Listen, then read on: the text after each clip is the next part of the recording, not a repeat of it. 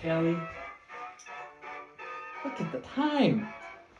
He's supposed to be here for our checkersmate game, and he hasn't even bothered to show up. Why, I think that's him now. Why, Tali? You're fashionably late. Sorry about that. I was just trying to get these sliced carrots perfect for our snack for tonight's evening. Sliced carrots? Canned sliced carrots? Yes. Why, thank you. I love sliced carrots when they're canned because you don't even have to cook them. You can just stick your hand in or drink it like a nice smoothie. So, are you ready for our checkersmate game? Why, yes. Oh, I am stuffed. Those sliced carrots were delicious, weren't they? They were magnificent. Thank you. I really appreciate it. I'm completely full. I could hardly eat another bite. Unless you have more, I guess. No, unfortunately, I only had enough money for just the one can. Well, at least we have checkersmate. Yep. So, have you seen the new Black Widow movie? Actually, I have seen the new Black Widow movie. That's surprising because of the pandemic and everything. I would have thought that you wouldn't be able to go to the movies. Well, you thought wrong. Oh, okay. So, does black go first or white? I believe typically black goes first in checkersmate. Okay. So, what was something you liked about the Black Widow movie? you have to hit the timer. Well, one thing I really appreciated, there was a lot of little things. Like at one point, there's fighting, and they throw Black Widow into a door, but the door's kind of half open, and it hits the door at an angle that I've never seen actually hit in a fight scene before. And oddly enough, I really liked that way that she hit the door because I've never seen it before, and I'm not kidding.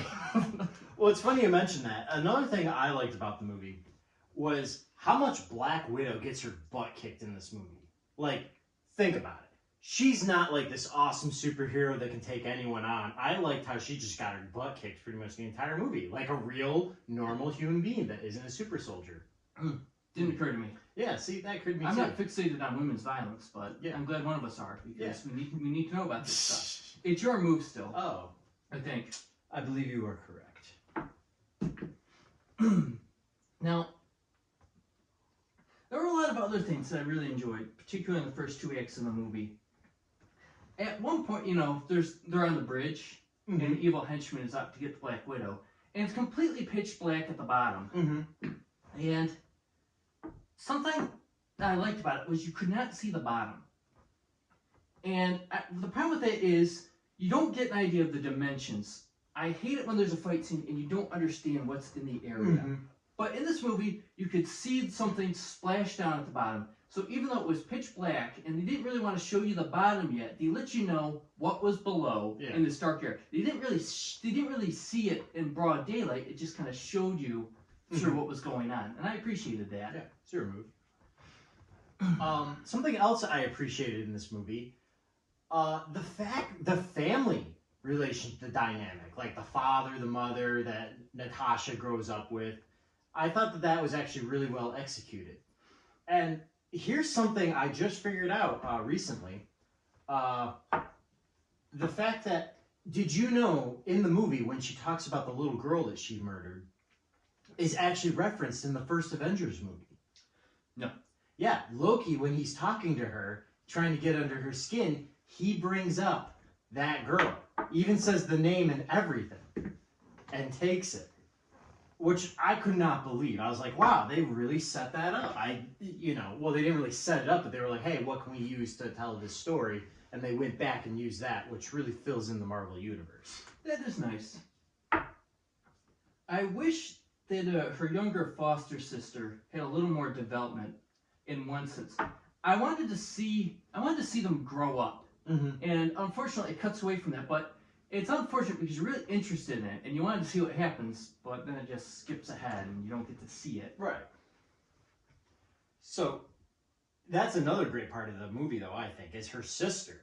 I think her sister, the fact that she makes fun of her, what everybody knows, like, she's making fun of her for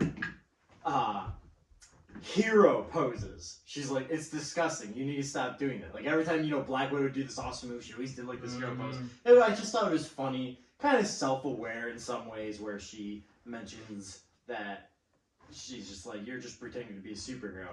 And then later on, when she accidentally does a superhero pose, she's like, oh, disgusting. Yeah, that was okay. Yeah, it was okay. That was. I thought it was kind of. That was okay.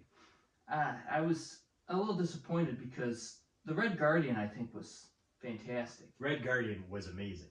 Unfortunately, in his big final fight of the game, he doesn't really get a good final fight in the end of the movie. No. It's like they didn't want to try and show off a man fighting, and it was unfortunate because you were holding back a character, and the other characters were strong enough to hold up on their own. So I feel like that there was no point in doing that. They were all strong characters, and there was no need to hold back on any of them. See, now we're on the subject of the Red Guardian. You do know, like, in the movie, he tells people that him and Captain America are arch rivals, which is impossible because Captain America's been under the ice since World War II. Yeah, he was in ice, and then the Red Guardian was in prison when Captain America was out. So, yes. But here's a funny theory. You know how Captain America goes back in time to return the stones? Oh. What if he's not crazy? Just saying. What if he's not pretending that him and Captain America had a rivalry? But it was actually... It doesn't make sense in the timeline. It doesn't, but something to consider. I thought it was kind of funny. But yeah, so the way that he what's that called? Like fishtailing or fishtails? He's like all folktales. He's just lying, trying to get attention, saying that him and Captain America are like arch rivals. Still, it was a great character development for that part. Something that I liked that was kind of weird in an odd way.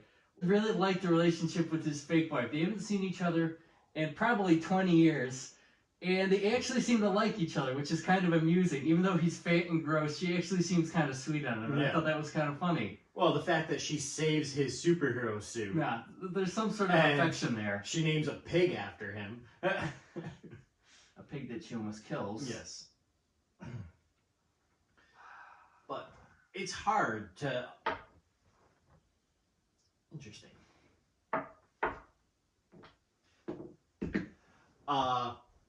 Another thing, there's something I didn't really like about the movie.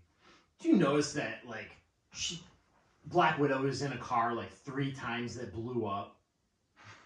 How many times do you have to blow up a car to kill somebody? Literally, she gets blown up in the beginning of the movie, lives, gets another, like, arrow missile shot at her and her sister in a car, blows up and lives, and then I'm pretty sure she goes into no, actually that's the same one, the arrow one, but yeah, it's like twice that they get blown up. Oh, and then she gets like thrown off like a 5-story building, hits like 10 things on her way down, and doesn't phase her at all. Well, it's entertainment. Yes, entertainment indeed. But have you ever considered, in the vast amount of time you've had to contemplate this movie, the parallels it has in a lot of the storyline to the Winter Soldier? Yes, a lot. It's almost like identical to a Winter Soldier in some ways. It's not like they're copying the movie, but it's like the way they both, like Black Widow and her sister, they steal the car. Yeah. And so you're saying the act structure is almost the same. Well, they steal a car. Same thing in like Captain America. They steal the car. And in the end of the movie, the Black Widow's trying to save this brainwashed person that she has a connection to in her past, and they're in a flying fortress, and they're trying to destroy it. Yeah. And there's just a lot of things like that. It doesn't really feel like it's copying it, but it just feels kind of like they were trying to make a sequel to The Winter Soldier. Yeah. In a lot of ways, which is odd because the movie has a different personality. It's not like they're fighting for American freedom in this movie. It's not like that. Now that we're on the flying fortress subject, I like it in the movie when the girls get cured, by that vaccination that cures them from being mind controlled. Black Widow in one dose. Yes, in one dose, mind you. That Black Widow and her sister, stay behind while the other Black Widows escape, and they don't even think for a second about going back for them. until the fortress crashes. When the whole fortress crashes on the ground, they're like, maybe we should go back and help them. After all the hard work's done. Honestly, I did not like the third act of the movie. I really liked the first two acts. Even when it's got Natasha in her arms dealer. Just the little friendship there. It's like, he actually seems like he likes her and cares about her. And things like that. And the first two acts are kind of tame and realistic, somewhat. And then the third act just goes crazy, special effects, and it's like watching a Transformers movie, everything falling, everybody jumping out of the sky. Honestly, the sky scene was more realistic than I thought. You know, I was like, I could kind of believe it. I didn't even know how high it was. I guess I could look up how high clouds are, and it's roughly the fortress. But it just keeps falling. It's like, well, it's going to fall when it falls. Yeah. And, you know, like back to the bridge, when you see when you see the debris hitting the water below. Yeah. You know how far it is, you know how long it's going to take to fall. I don't know how long this fortress is going to take to fall, until the end of the movie, apparently. Yeah. So here's another theory that I have. So, a few months ago, I want to say it was Variety, reported that Captain... Is it my turn? No, it's my turn. Okay. So they were reporting that the man himself, Captain America, was going to be returning for another movie.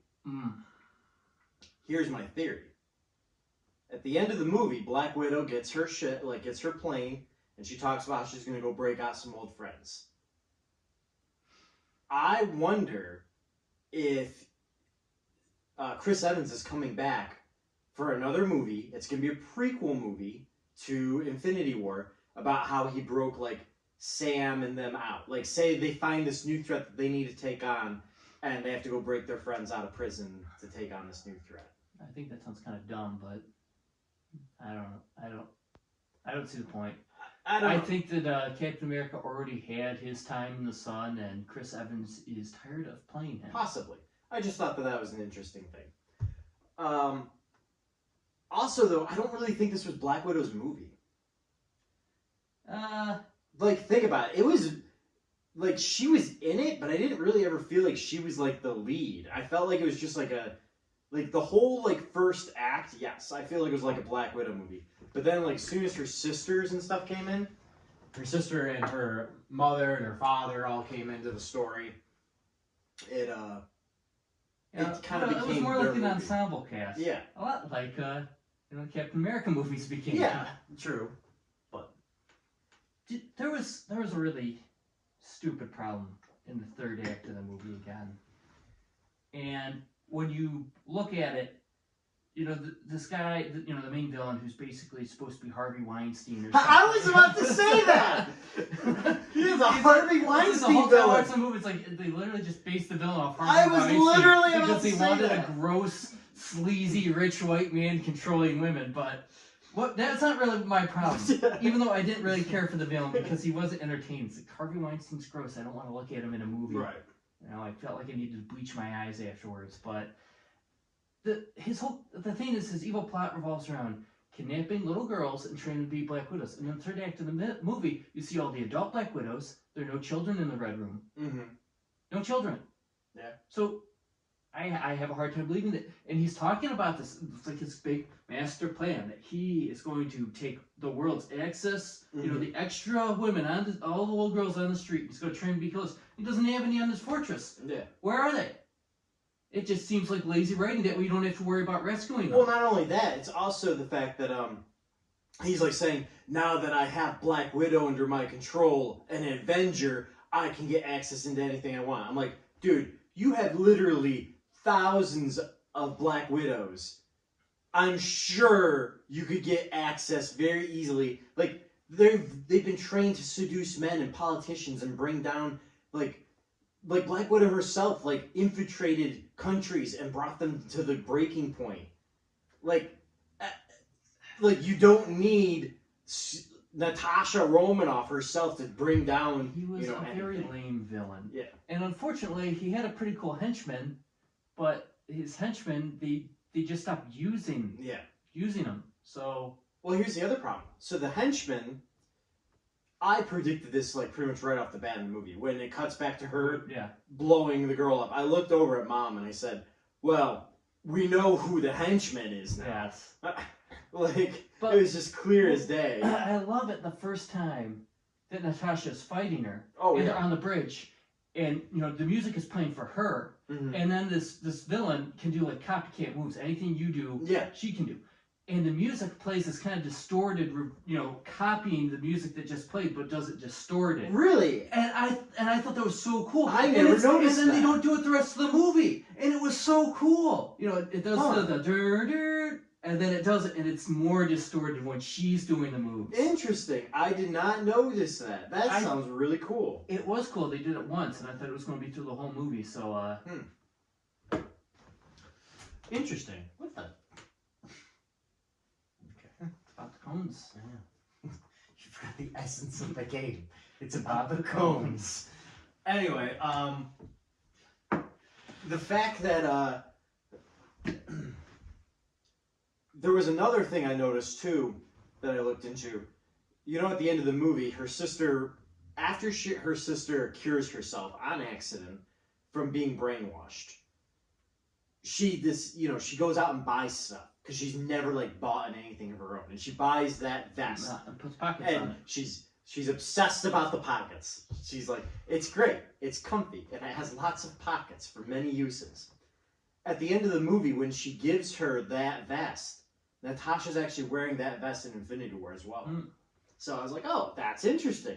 Now, I don't think that was planned. I'm sure when they filmed Infinity War, they were like, oh, how do we add into this? Oh, how about her sister gave her the vest? Probably that's the case. I don't know if you were thinking too much about the vest, but Yeah. it's perfectly nice afterthought. Yes. And it's not like X-Men Origins Wolverine where they have to make a big deal about him getting his leather jacket or anything. Yes. So that's nice. So that was another interesting, little, connection into the movie. It's just, it was close to being a really good movie. In the third act, it just stopped becoming entertaining. You know what I also liked about this movie? The fact that they didn't do what they did in Endgame. And I think you know what I'm talking about. If not, Well, just so happens at the same time, all the women of Marvel are in the same spot at the same time to show their women power. You can write stories about great empowering women without trying to shove it down somebody's throat. And this movie did that. Never once did I think, oh, they're just trying to show women can do anything better than men. This whole movie was entertaining. You wrote good characters, her and her sister. Well, besides the issue where they purposely don't give the Red Guardian a cool fight scene at the end.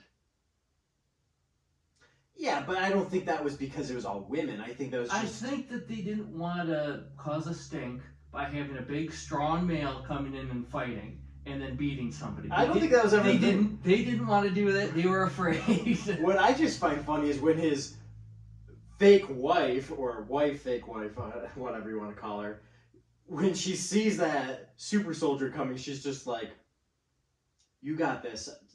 Trying to egg him on, saying that we can take him together, but then she just runs away to go, deal with, She has the other things to computers. do. Yeah, she has other things to do. But I thought it was just funny. She was just like, he's a big man. He can handle him. And I just love how he's struggling throughout the entire fight to take this guy on. And if you look, together, they both shoved him into that cell and locked her up, the henchman. It's just the fight. It's like he doesn't land a punch. Yeah. It's pathetic.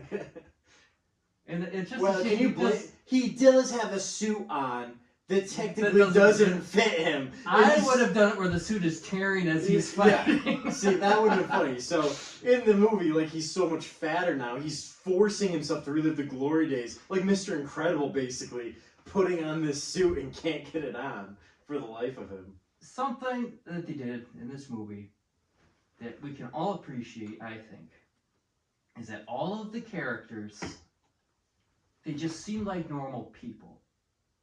They just did, it shows Natasha, she's sitting down and she's watching a James Bond movie. Yeah. They just do normal things. Mm-hmm. It shows the Red Guardian, he's in prison, and he's just doing arm wrestling, and he can win easily, and he's just taunting people like I would do to my nephew. Yeah. Going, oh, you almost got me. To full-grown men. And then breaks his arm. And then, you know, her sister, she likes clothing. Yeah. It's like, she's allowed to just like clothing. Well, another thing, too, is even though she's like, you know, she was born and raised a super spy, she was always the softie. And they showed that in the beginning of the movie. Like, she was just a softie little girl. And I love it when, you know, they reunite with their father. And he talks about, like, we can be a family again. He hugs his daughters. And Natasha's like, oh, no. She pushes away. But her younger sister actually, like, feeds into it and hugs for a little bit and realizes how much he stinks and lets go. But she did give him a hug for a little while. Yeah. Or at least let him hug her. Yeah. But you could tell she enjoyed it because she likes the affections. And they show that in the movie where the entire time that they grew up, sure, they were like a fake family. Like, they were all spies. But, like, to her, she was a young little girl, and that was real to her. Mm-hmm. So, is it my turn? No, it's my turn. Oh, okay. Unfortunately, this is going to upset you because you left an opening.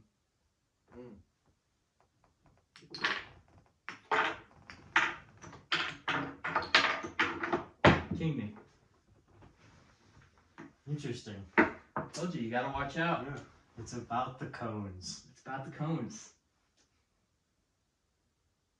Tune in next week for Loki.